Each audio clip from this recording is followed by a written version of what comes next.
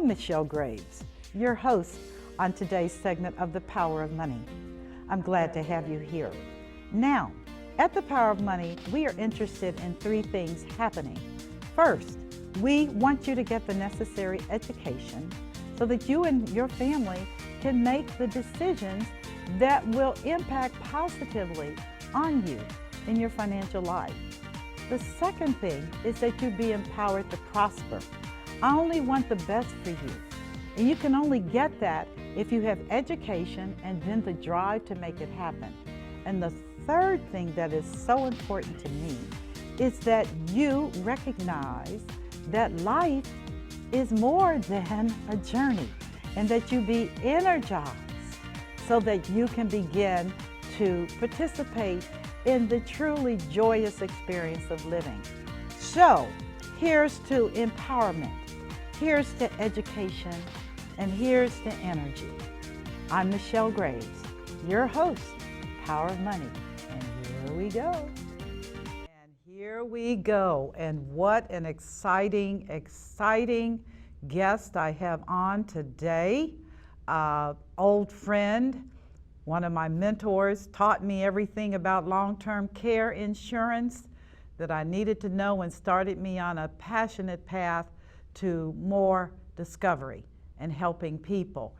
We have Ray Copenhaver in the house today, and he will be spending the next hour sharing with us foundational tools for long-term care.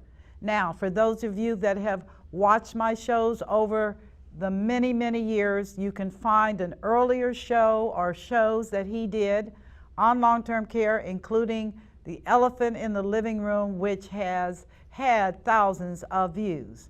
But I'm honored to have him here today to update us on the industry, of which he is a seasoned veteran, and to share with us solutions for a growing problem, which is who's going to take care of me, who's going to take care of mom and dad, who's going to help us. I'm telling you what I know face to face, and I'm going to be having him offer where things are and industry solutions, and hope you enjoy the show.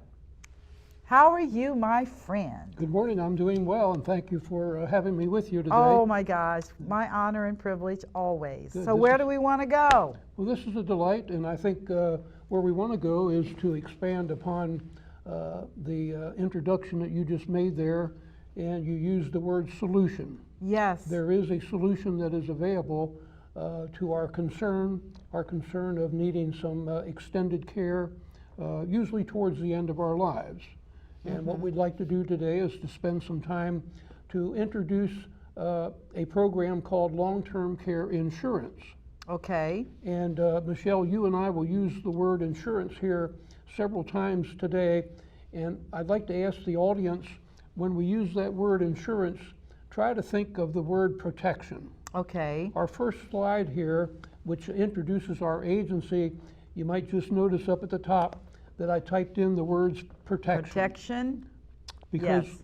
What that insurance plan does is provides a blanket of protection not only for the person who needs the care and needs the help, but for their loved ones, for their family, and hopefully not place that entire burden on the government programs of Medicare and Medicaid. Thank you very much. That's a good way to put it. Long-term care protection. Protection. So our first slide there just introduces our agency and shows that we have Randy Gallus there as the owner of the agency. I'm there as leading his marketing and training team, and then we have a couple of ladies that work with us. One down in Cincinnati, yes, and one in our office here. Yes, great, and great. We, as you know, we do 100% long-term care planning. And how long have you been in the industry? Forever? Well, the industry, I like that question. The industry started on January 1, 1997. 1997. That's when the government, per the HIPAA regulation, the government identified tax-qualified long-term care insurance. Okay. So we've been a part of it since 1997. Goodness gracious. And as you remember, Randy and the two ladies there and myself, we are 100% long-term care. We do not do other solutions. Right. Well, long-term care is the biggie today, which I believed it was when I started going to your classes, that we were on a path, and we're here. The number of people that are experiencing health challenges that result in having to go into a skilled nursing facility, are staying at home with some kind of attendance, is gone through the roof and is not expected to ever go down in the next 40 years. People are aging out, and they're not transitioning, in many cases, affordably. That is true. Yes. That is true. Yes. With your permission, we'll go to that next slide, Okay. which is a slide that I'd like to spend some time on. Thank you. What we show here, folks, is we call it our topic. The Okay. topic is what we like to call the 5 W's. Okay. And if you don't mind, we'll spend quite a bit of time talking about these 5 W's. Okay. And then we'll branch into the solution. The first W, and Michelle, you know this so very, very well, is what is long-term care is misunderstood by many folks. Many folks think about the doctor. Okay. They think about their medical condition and what surgery or what prescriptions they may need. That is not long-term care. Right. Long-term care is an extended period of time when I'm not being treated by a doctor. I'm getting help from someone to help me out of bed. Okay. And we'll go into more details on that. But I'm getting help getting out of my bed. I might need help to do my toileting. Okay. I may not be able to safely bathe or dress myself Okay. because I might be a fall risk. Right. So those things are called activities of daily living, and we don't need a physician. Okay. In fact, we don't even need a nurse. We need someone who cares about us and someone who is willing to spend the time to help us with that part of our life. Okay. The next part is, will I need it?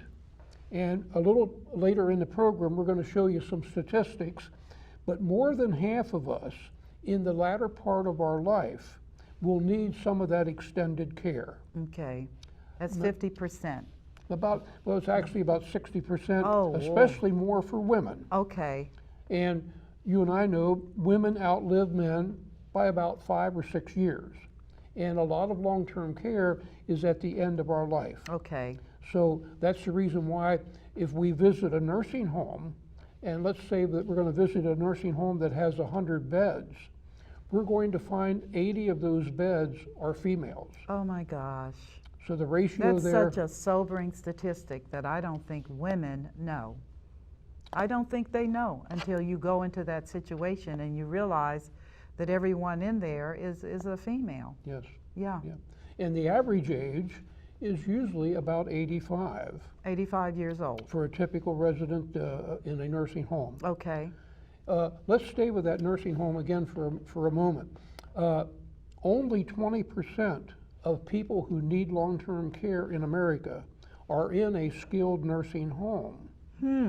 The other 80% are struggling to stay home with family caregiving. Okay. And we're going to talk about the pros and cons of the caregiving. Or they're using my favorite formula, which is called assisted living. Okay. So assisted living is still a facility, but it's my home because I'm in room 114. Okay. That's where I get my mail. That's where people come to visit me, room 114, and I can close the door for privacy. Okay. So it's like apartment living? It would be very, very much apartment living with some help. Okay. With some, Okay. I like So the way you said that. you still cook, although you can eat in a dining room, Yes, but you still have the privileges of cooking in your own space. that is true. You have a doctor on site? Typically, a registered nurse. Okay, so you have a registered nurse Right. available 24 hours? Most assisted living will have a registered nurse on board from, let's say, 6 in the morning until 9 at night. Oh, okay. All right? All righty. Now, from 9 o'clock until 6 in the morning, there will be staff.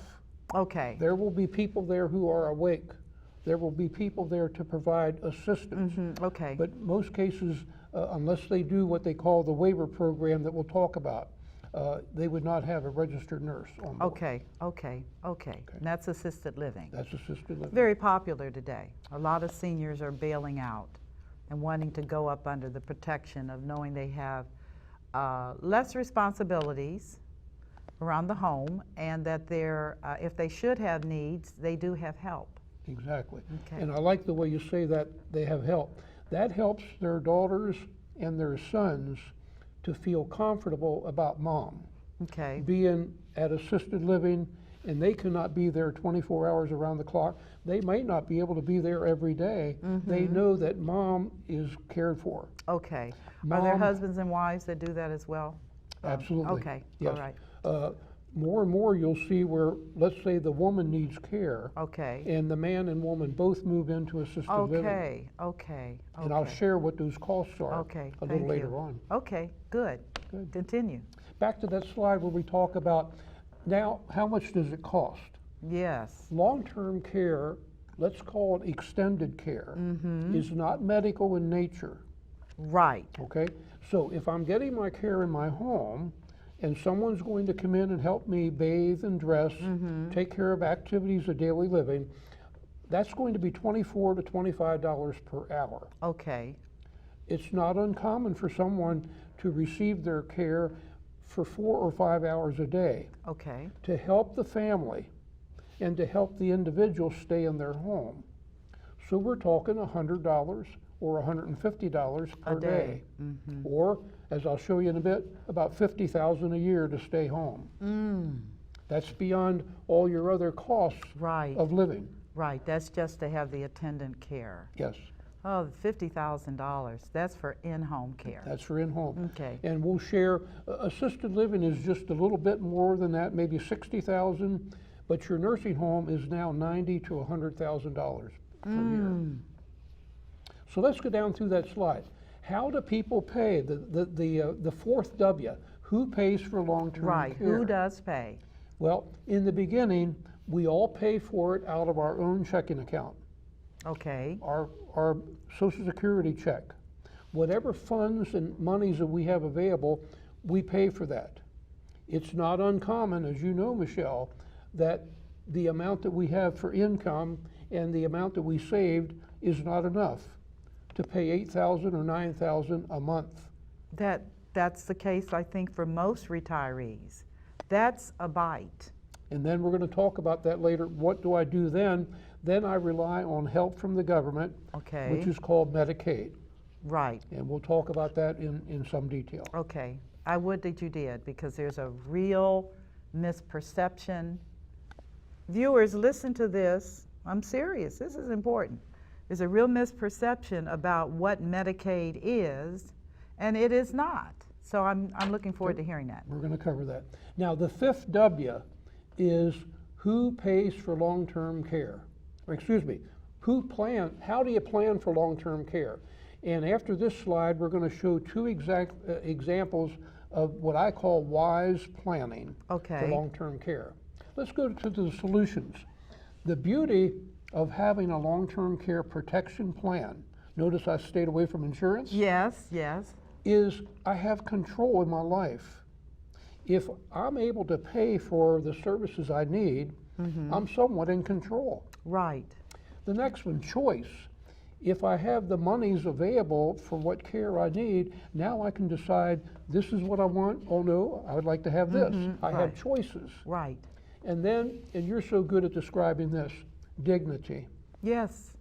The dignity of knowing that I'm still able to control and manage a good part of my life. Most of us older folks value that concept of dignity. I think that given the fact that you come out of a generation of people that went to war, that had family values, loved the flag, dignity is important as you age Absolutely. in this group. I think so. So now, just briefly, the bottom of the slide says we have solutions.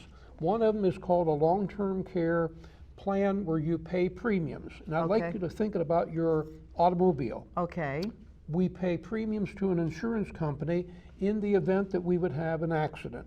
correct. So that the insurance company would pay benefits, would pay for the bulk of that cost. So that's what we call a traditional plan. Okay, We're also going to call that a partnership plan that I'll describe a little later on. However, Michelle, as you know now, another popular approach is an asset-based plan, where we have a life insurance contract with long-term care and we don't have premiums to pay. because they use the life insurance contract as the funding vehicle. Exactly.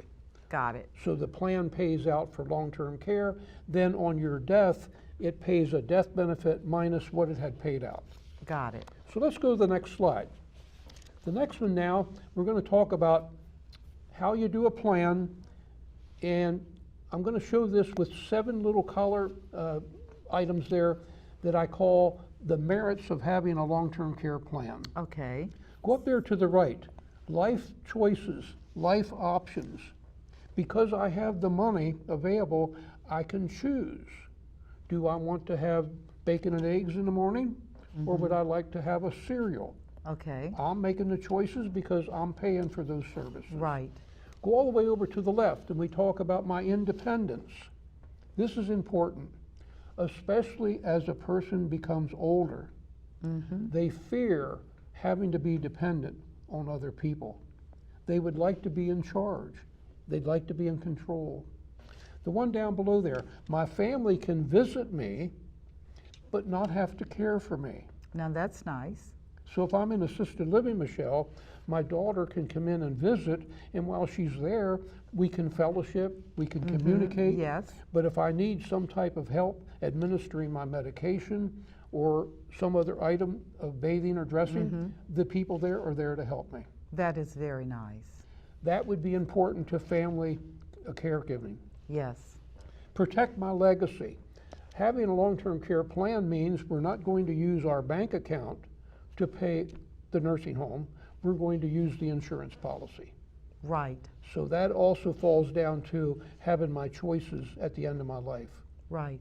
And for the benefit of children, it also means that they have an inheritance coming Exactly. that would not be lost paying for skilled care in a facility.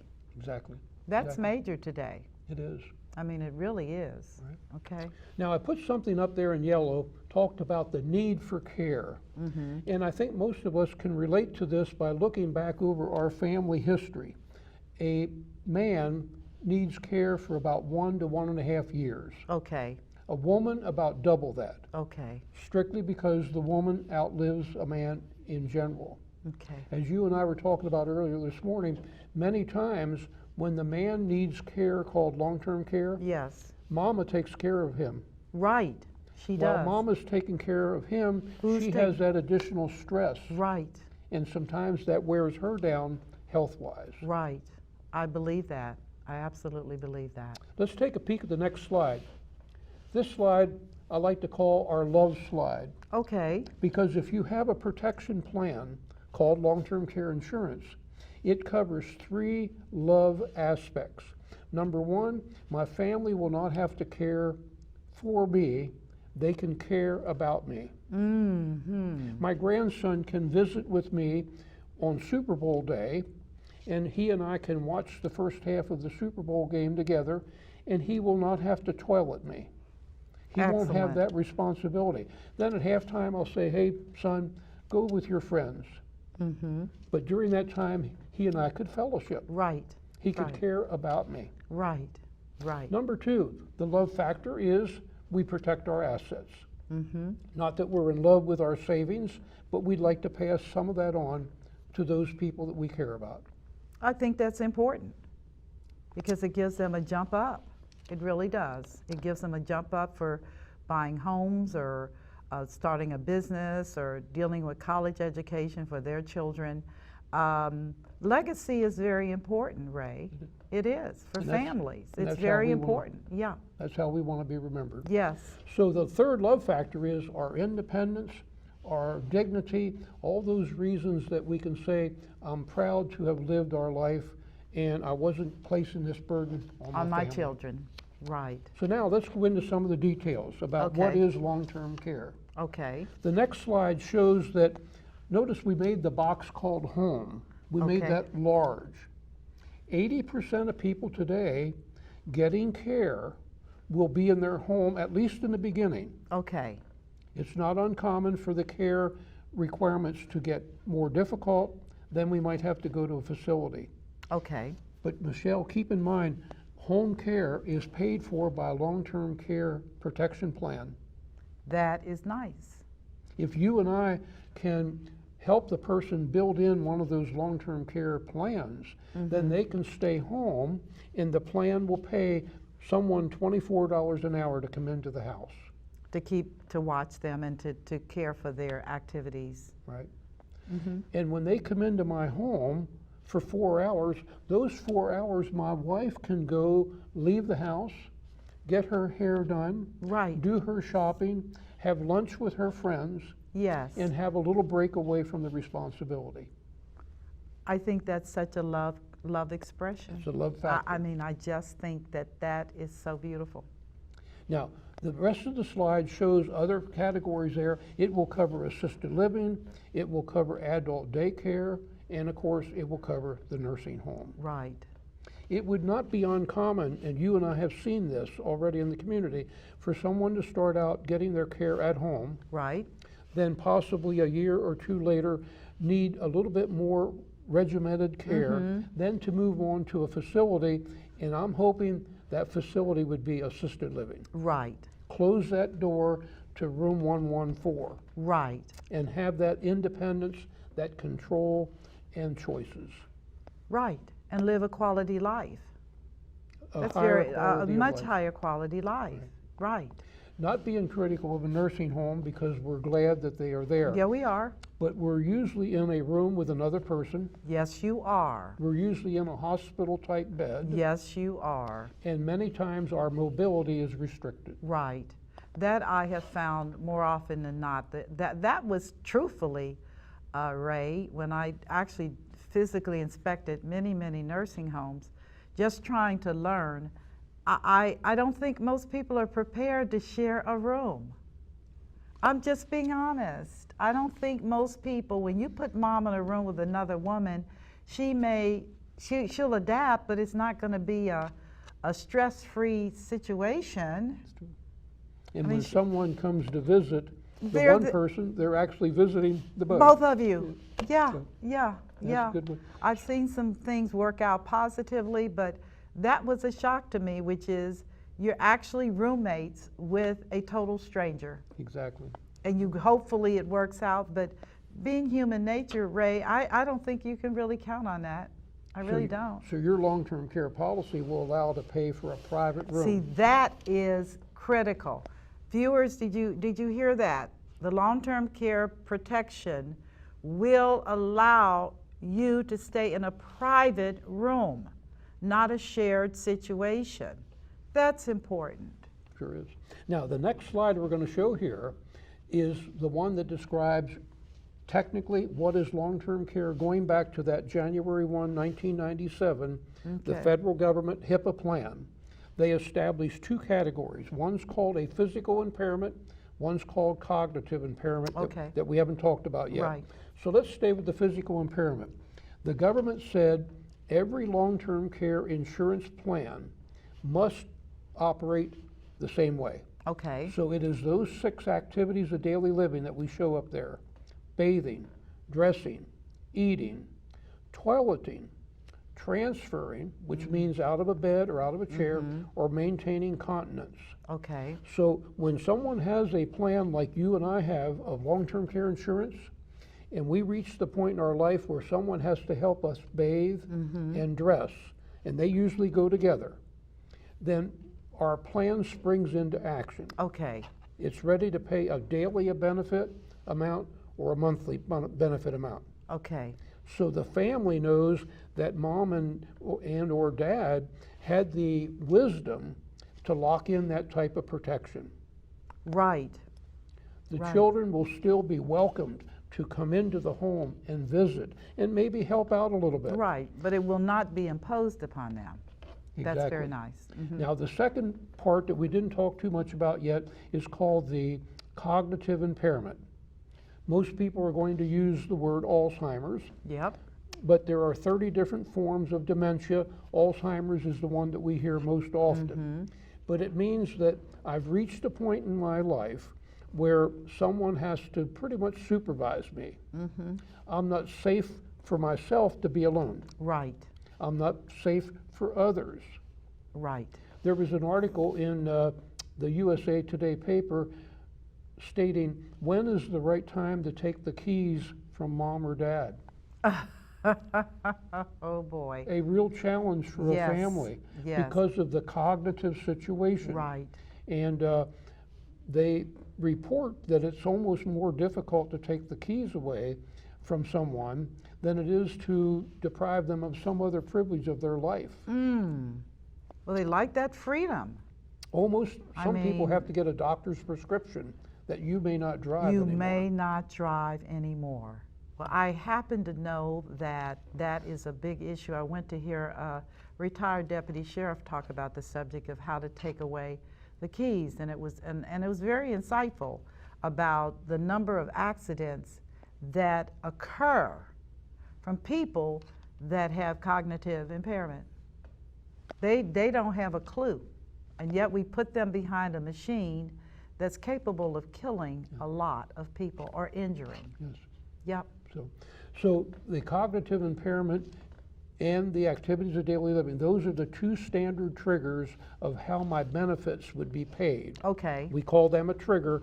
So I have my policy. My policy is sitting there on the shelf, Okay. waiting for me needing care. When I need care, then it springs into action. Okay. A little bit like your car insurance, it doesn't do anything for you until the fenders start to wrinkle. Okay. Gotcha. Okay. Gotcha. Let's take a peek at the next slide. We're moving along here pretty good. Good. If I bring someone into my home for help because of custodial, of activities of daily living, now also the plan will pay for what is called instrumental activities. Okay. So if Well, I have an tell me more. insurance Okay. protection plan, they're coming in to help me bathe and dress and toilet, let's say. Okay. They will also then, the plan will pay for meal preparation, light housekeeping, anything else that the person needs to have done. Now, is this a new add-on? This is ever since 1/1/97. Okay. So you get the advantage of the plan helping out beyond helping us out of bed. Okay. So It'll they'll do help you. meal preps and housekeeping and laundry, which would be a challenge if a person has got some disabilities. Right. And I like the way you said that. Someone in there needing care, they really have a disability, and someone's there helping them, but that person helping them may also be older too, That's true. and they might be struggling. So it's not uncommon to find a man and a wife, both of them at home and both of them struggling. Jeez. So in a situation where they did have long-term care protection, you can have more than one aide to come in to do various aspects of the house? Is that what you're saying? I have seen in many cases where they'll bring someone in for 5 hours in the morning, Okay. and then the family more so takes care of things. Then at night, we'll bring someone back in for 4 or 5 hours. Right. Okay?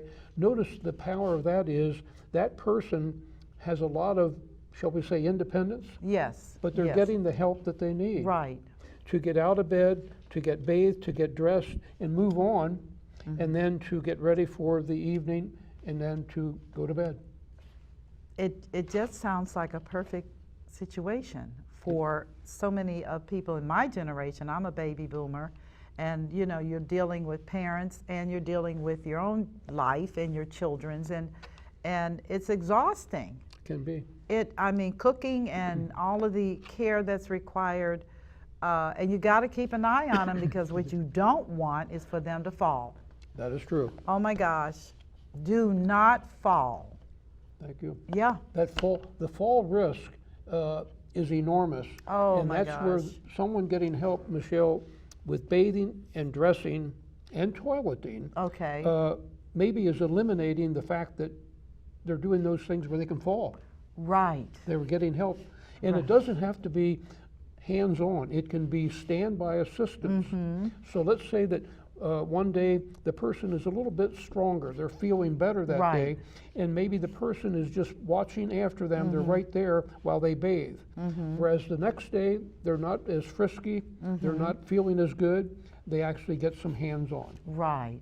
How do you deal with privacy issues? Because I know there are senior women that are a little shy about other women watching them. How do you get through that? They need the help, but because of the tradition of modesty, they don't feel particularly comfortable with someone in there when they're bathing. I'd like to answer that from the experience I've had with 90 people of our agency that have gone on claim. Okay.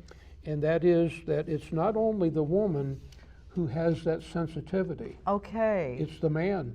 He doesn't want anybody watching him either. Some women would prefer the nurse aide to be a woman. Okay. Some men would prefer it to be another individual. Okay. Almost all of them would prefer it not be in their family. Ah. They'd rather have a third party Rather have a third rather party. than their family. Yes. If I can go back Oh, to wow. if I can go back to a personal story, when my mother needed care at the end of her life due to a stroke, she was 500 miles away, so I was just in to visit my mother every now and then. Okay. My sisters were there providing most of her care. Okay. But when I would visit, my sisters would take a furlough a little bit for a couple Yes, of days yes. because Raymond was there. Well, when my mother passed away, my sisters related to me how proud my mother was that she never needed help with her toileting or that type of situation when I was with her. Oh, my word. Because of her dignity. Yes, and yeah. how that would have impacted her. And I cried a little bit when they told me the story because I said, I worried about it too when I was caring for Mom. Uh-huh. My goodness. So I it gives just you- wondered how that would work. That I tell you, this aging thing is something else, Ray. Well, it's not an easy cycle. It's not an easy cycle. Let's go to the next slide, and that shows what we call the facts about needing long-term care, and you'll see that women need care higher percentage than men. Okay. Now, we talked about that before, but let's go to the next slide and show an average of how long do people need care. So here we look at the 31% of people who will not need any care, Okay. but of the 69% needing care, notice there's a lot of people, a high percentage, that will need it for just a year Okay. or a year or two. Okay. So we're going to talk a little later on about our favorite plan. We used to call it Ray's favorite plan. Yes. Okay. Where we would like our people to have 3 years of coverage. Okay. Because Michelle, as you and I have seen, that covers the bulk of the risk. We 3 will have, years. We will have a plan to pay for 3 years of care in the home or in a facility. Okay. Great. We'll Great. go into more detail. Okay. Now, the next slide shows us the real scary facts. Yeah. How much does it cost?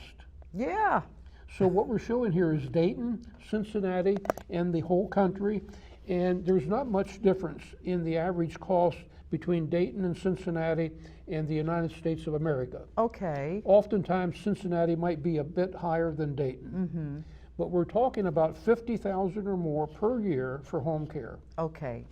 Base. We're talking about $60,000 for my favorite formula, assisted living. Okay. And that's because, like you were mentioned, you're in your own private, almost like a retirement cottage. Okay. Okay. Okay. With amenities. And when you close the door to room 114, Michelle, you're in charge. Yes. If you want to watch channel 7, You you're going to can. watch channel 7. If you'd rather watch CNN, you go to CNN. Right. It's not like being in a facility where somebody says, well, no, this is what we're going to watch now. Right. Right. And then the bottom corner there is the nursing home. Okay. And they show semi-private and private, and that is somewhere between $85,000 and $100,000 per year. Whew. And that's with the double beds. Well, the $100,000 might be a private room. Private. Okay. But Michelle, if I'm there and I'm getting some help from the government called Medicaid, Right. I'm not going to be in a private room. No.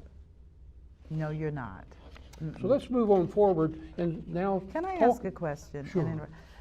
On the subject of Medicaid, because I've had this conversation over the years with many people. First thing, consumers get Medicare mixed up with Medicaid, which is health care for the poor. And you will be poor to qualify for Medicaid.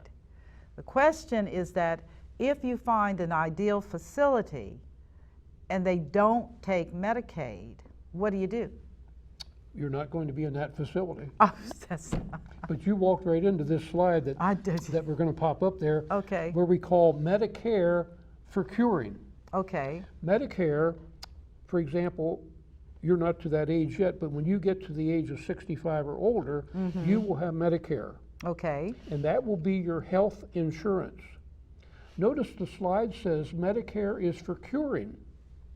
It means that if something happens to that person over 65 and they have their Medicare plan, it will pay for their doctor. It will pay for surgery. It will pay for hospitalization. It even pays, in many cases, most of the prescriptions. Okay. So thus, those of us 65 and older are blessed having a health insurance plan called Medicare. I would say so. Now, I'm going to show a little later on, Medicare will help out for long-term care only in the beginning. Okay. It's in the beginning where I've just left the hospital, and now I go to a skilled nursing home for therapy, Okay. for rehabilitation.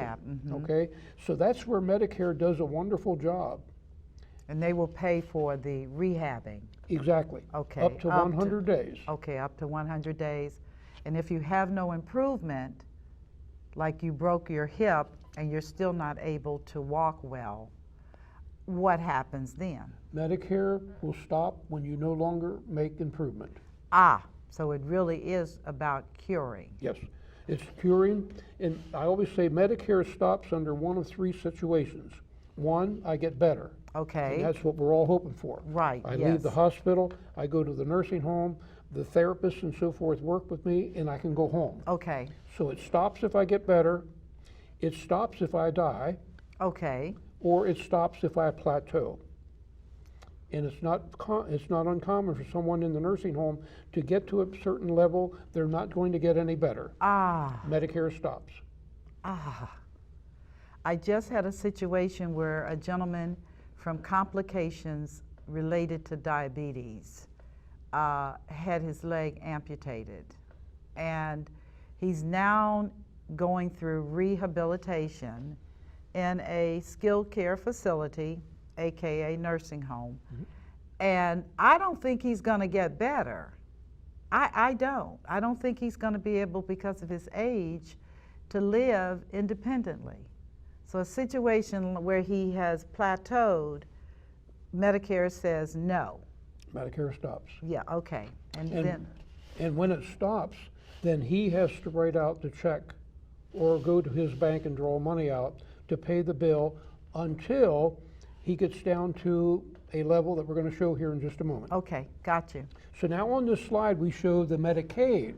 Okay. So now we call Medicaid is for caring. Yes. Medicaid is to help us out now, just keep us, you might say, keep us a part of life. Okay.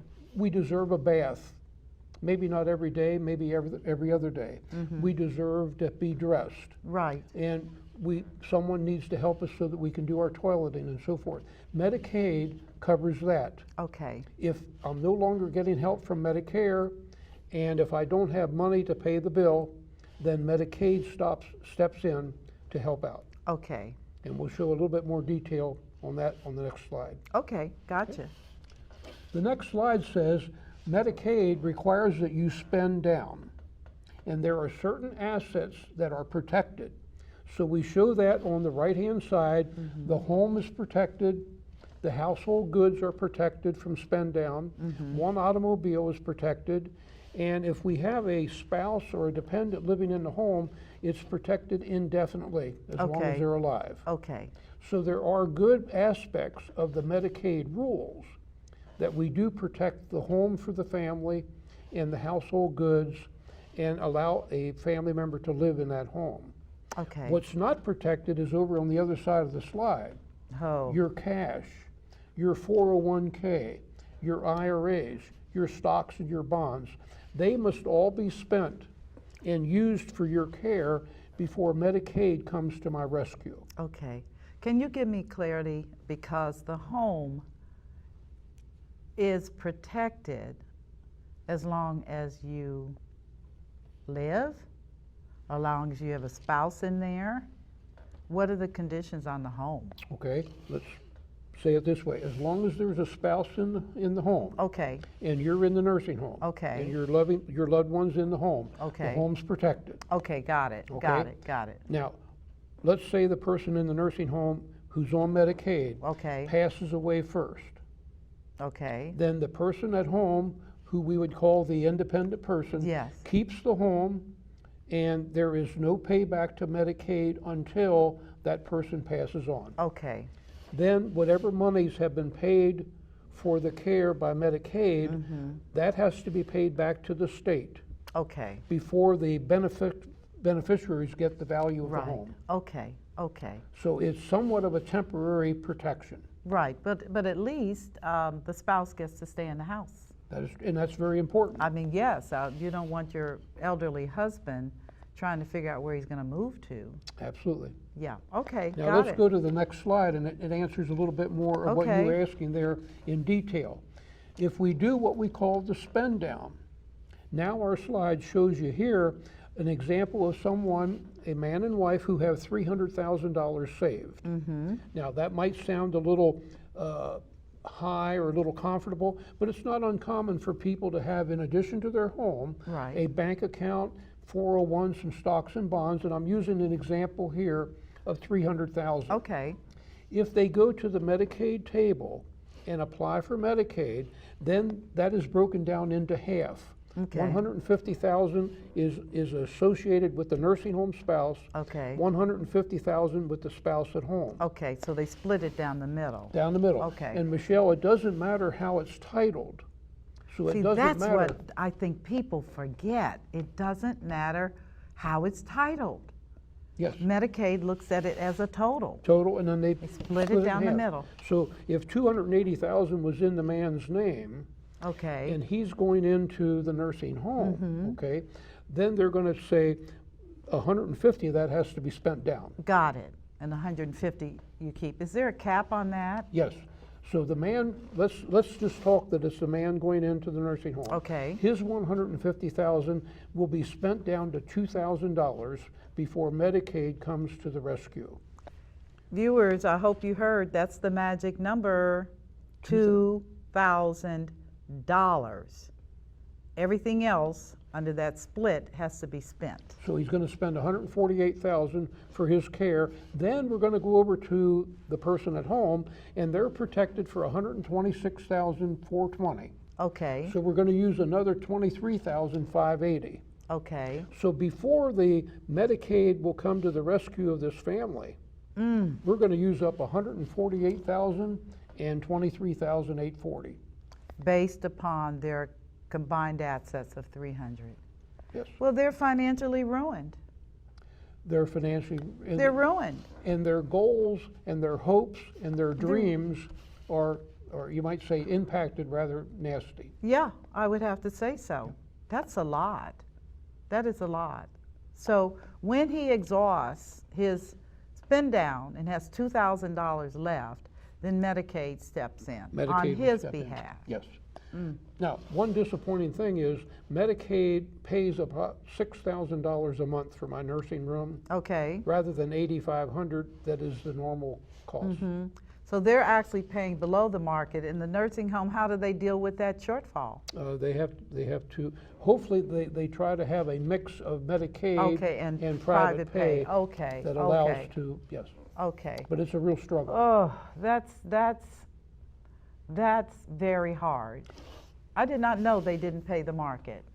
And that's why you and I are helping to communicate this story, Jeez. because there's a better approach. The better approach is having a protection plan. It is. But I guess, and if I may be so direct, the major objection that I run into in the course of talking with people, and I love talking with people, especially seniors, is I can't afford the premium.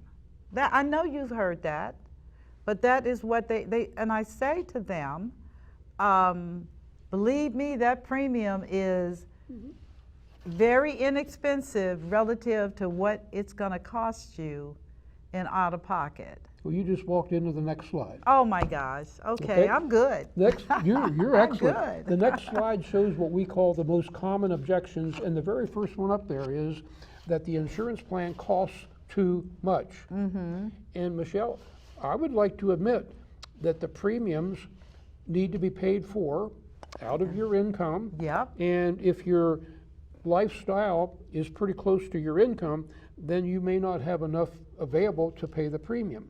But we're going to talk about Ray's favorite plan that is a much more affordable plan if you look at a plan that pays for home care Okay. or assisted living. Okay. And I like to call it a plan that keeps me out of the nursing home. Ah, interesting. So one of the objections is it costs too much. Another one is that there have been premium rate increases. True. But you and I, being a part of the industry, know that those are going to quickly be behind us because now the insurance companies have priced the plans appropriately. And the ones that couldn't afford it are out. That those companies are no longer doing it right. Right. Another one here says, my family will care for me.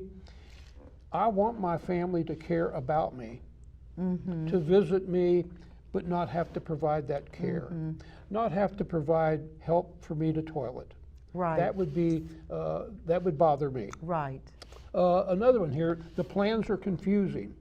If they work with you and I, Michelle, the plans will not be confusing. We will show how the plans will serve them in the future. Okay. And Michelle, it's like your automobile insurance. You don't want to use it. Right. But it's nice to have it. You want to have your protection plan there and hope that we don't have to use it. But I might say Excuse me. this, and that is that unlike, and this is another argument, you pay for your homeowner's insurance in the inevitable possibility, I say inevitable because something's going to happen, but when it does, you have something. Same thing for car. You don't want an accident, but if it happens, but with long-term care protection, the statistics say you're going to use it. You're gonna need it, and it's priced because it's a plan that's used. Absolutely. 1 out of 1,200 people will use their homeowner's insurance. 1 out of 1,200 people. But if you have a long-term care situation, 720 people out of 1,200 will need long-term care. That's unbelievable. That is amazing. Now, let's jump into the protection plan. Okay. And I chose a slide here where we show right in the middle of the slide what I call a bucket, and I labeled it a pool of money. Okay. Now, notice that we have typed in a whole lot of information that shows all the components we can put into a plan, but I'd like to just go through A, B, C, D, and E. Okay. Because this is how the plan works. A, I have a bucket of money. Okay. And that bucket of money sits there and it's available if I need care. We open up the spigot, so that's called the elimination period. We have a deductible during which time we don't get the benefits. But after those 90 days, then the benefits start to come. Okay. Notice we have here on D, how do you trigger the benefits? Bathing, dressing, toileting, those types of activities. So that's how simple the plan is. A bucket of money that sits there until we need help with our activities of daily living. Got it. And then it starts to pay out a certain amount per month. Okay. So my next slide shows how we would design Ray's favorite plan. Okay. And this, I'm going to assume, is a man and wife. Okay. And we're going to have 3 years of coverage for him, 3 years of coverage for Mrs. And that gives them a bucket of 6 years that they can share. Nice. Either one of them can use up the 6 years. Okay. It takes away that fear. Suppose I never need care, but my wife does. But she's covered. She's got 6 years. Okay. Wonderful. Wonderful. So this is how we describe how we build a plan. And we show them how the bucket increases, so you show how that the numbers that are going down, the amount of money available per month and their total bucket grows as the years go by. Okay. And we hope that they never need to use it. Right. Right. But we know that women, 79% of women will need some extended care, and about 55% of men. You know, the statistic that troubles me is when we talk about women, the number of women that are not married. Statistically, the largest group of women today in that age group are widowed or single/divorced. And that means that their whole thought process would have to be a little different because they're going to have to get as much coverage, wouldn't you think, as they can? And I'm so glad you brought that up.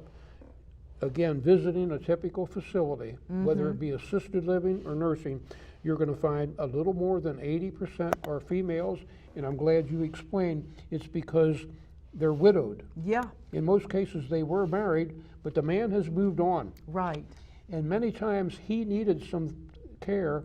She took care of that care at home. Right. And now it's her time and there's nothing. Exactly.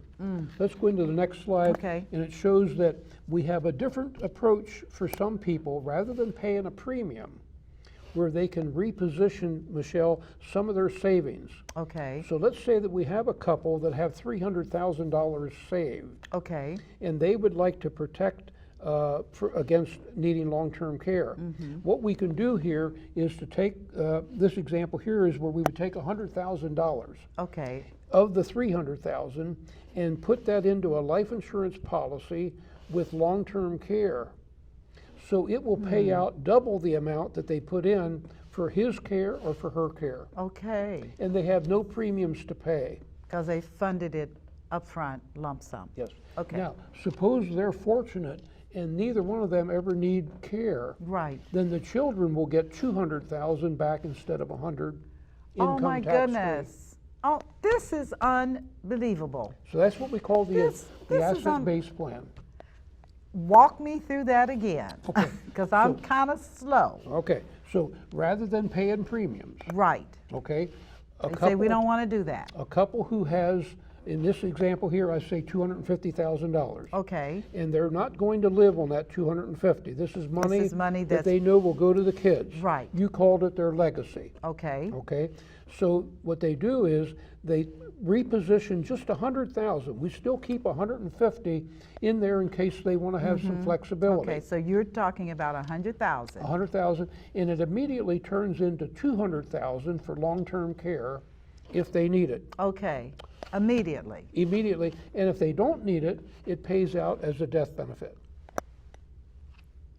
Easy. Now, you're going to like even the next slide even better.